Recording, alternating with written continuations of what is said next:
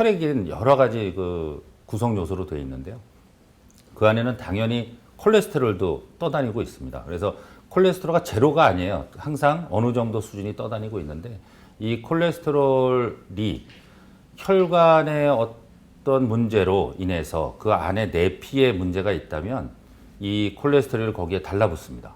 그래서 달라붙고 거기에 염증이 생겨요. 그러면 염증이 생기고 또 달라붙고 염증 생기면서 부풀게 되거든요. 그 부푼 게 혈관 안쪽으로 자라게 되고요. 그게 혈관 안쪽으로 자라다가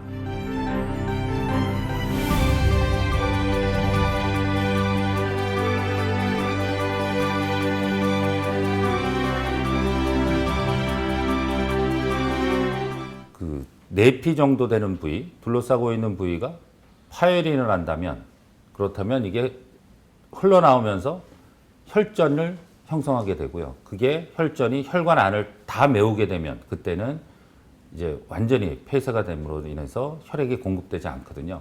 그렇기 때문에 이런 동맥경화는 콜레스테롤의 그런 조그만 입자들이 혈관 안에 있는 내피에 침투하고 그것이 염증과 같이 형성돼서요. 그래서 이렇게 동맥경화가 일어난다고 보시면 됩니다. 그러면 혈관벽이 점점 이렇게 염증 때문에 부풀어 오른다는 그런. 그렇죠. 약간 부풀어 오른다고 보시면 됩니다. 고위험군이 있습니다. 이제 심근경색의 고위험군이라고 하는 것은 첫 번째는 나이입니다.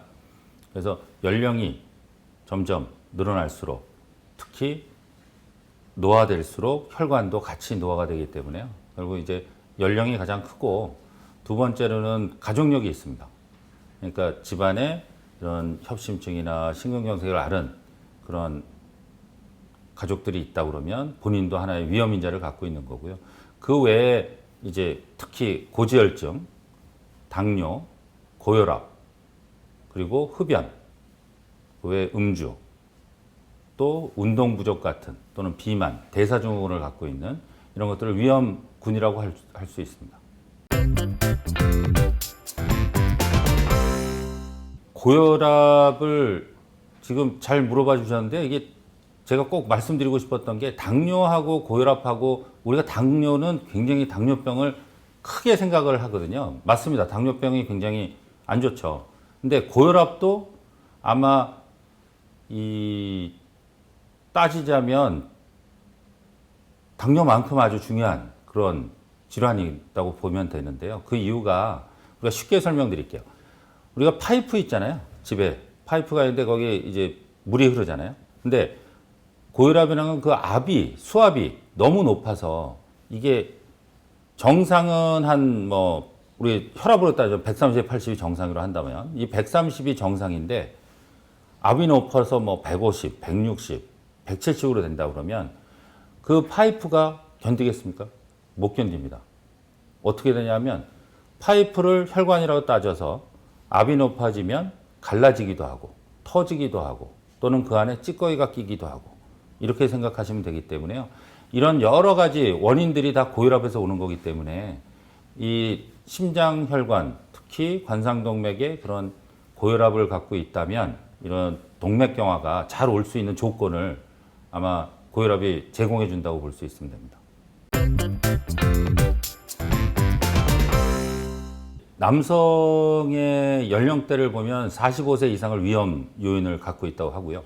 여성은 55세 이상으로 보고 있습니다. 근데 이게 그런 이유 자체가 이 폐경과 관련해서 그 전에 여성이 갖고 있는 에스트로겐이라고 하는 이 호르몬이 사실 이 심장을 보호해주는 그런 호르몬이라고 볼 수 있습니다. 그래서 혈관도 굉장히 부드럽게 해주고 또 콜레스테롤 자체도 나쁜 콜레스테롤은 떨어뜨리고 좋은 콜레스테롤을 높여주는 그런 호르몬이거든요. 근데 이제 폐경이 되고 나면 이 호르몬이 사라지면서 갑자기 여성분들한테 콜레스테롤도 갑자기 올라가고 지방도 많아지면서 이제 복부 비만도 오고 대사증후군도 오고 이렇게 되기 때문에 동맥경화를 일으킬 수 있는 아주 그런 좋은 조건이 되고요. 약을 먹으면 좋지 않겠느냐, 호르몬을. 근데 억지로 먹는 에스트로겐은 혈전을 또 유발하는 그런 부작용이 있어요. 그래서 폐경 이후에 우리가 호르몬제를 먹는다고 할 때는 좀 주의해서 이게 협심증이나 어떤 심장질환이나 다른 게 있는지를 확인하고 먹는 이유가 그래서 그렇습니다.